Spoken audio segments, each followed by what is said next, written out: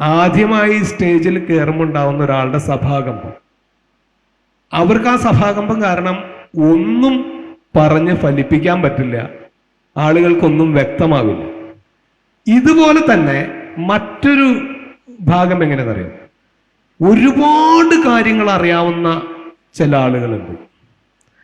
അവര് സംസാരിച്ച് അവരുടെ ഈ ചുരുങ്ങിയ സമയത്തിനകത്ത് ഈ വിഷയം അവതരിപ്പിക്കാൻ അവർ കിടന്ന് പെടാപ്പാട് പെട്ടിട്ട് അവരെവിടെയാണോ തുടങ്ങിയത്, എന്തൊക്കെയാണോ പറഞ്ഞത്, എവിടെയാണോ അവസാനിപ്പിച്ചതെന്ന് അറിയാത്തൊരവസ്ഥയുണ്ട്. അങ്ങനെയുള്ള പ്രസംഗങ്ങളും നമുക്ക് മനസ്സിലാവാറില്ല. അപ്പോ അധികമായിട്ട് അറിയുന്ന ഒരാളുടെ അവസ്ഥയും അല്ല, അതെങ്ങനെ ഈ രണ്ടാമത് പറഞ്ഞ സംഗതി അത് ഞാൻ ഉദാഹരണം പറയാം. ഇപ്പൊ ഒരു പ്രസംഗിച്ച ആവേശം കയറുന്ന ഒരാള്, അത്യാവശ്യം കാര്യങ്ങളൊക്കെ അറിയുന്ന ഒരാളാണ്, പക്ഷെ ആവേശം കൊണ്ട് അയാൾക്ക് മുഴുമിപ്പിക്കാൻ പറ്റില്ല. അങ്ങനെ ഒരു പ്രസംഗം എന്ന് പറയുന്നത് രണ്ടു വാക്ക് ആശംസ സംസാരിക്കാനായിട്ട് ഇദ്ദേഹത്തെ വിളിക്കുകയാണ്. വന്നു. എല്ലാവർക്കും നമസ്കാരം. വേദിയിലും സദസ്സിലും ഇരിക്കുന്ന മാന്യ വ്യക്തിത്വങ്ങളെ, സുഹൃത്തുക്കളെ,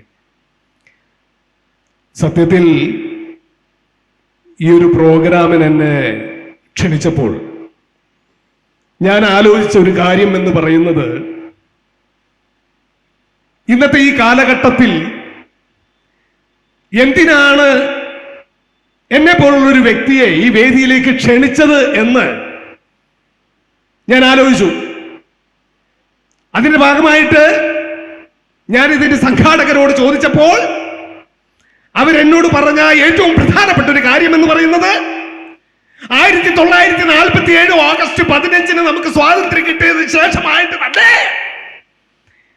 അതിന്റെ തുടക്കത്തിലും അതിന്റെ അവസാനത്തിലുമായിട്ട് നമ്മുടെ ലോകത്തും നമ്മുടെ നാട്ടിലും ഉണ്ടായിട്ടുള്ള ഓരോ കാര്യങ്ങളുടെയും അടിസ്ഥാനപരമായ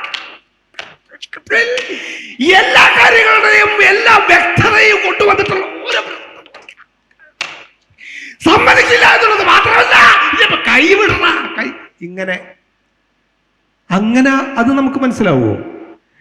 അങ്ങനെ പ്രസംഗിച്ച അങ്ങനെ കാര്യങ്ങൾ അയാൾക്കറിയാം, പക്ഷെ അയാൾക്ക് പറയാൻ ആവേശം കയറിപ്പോയി.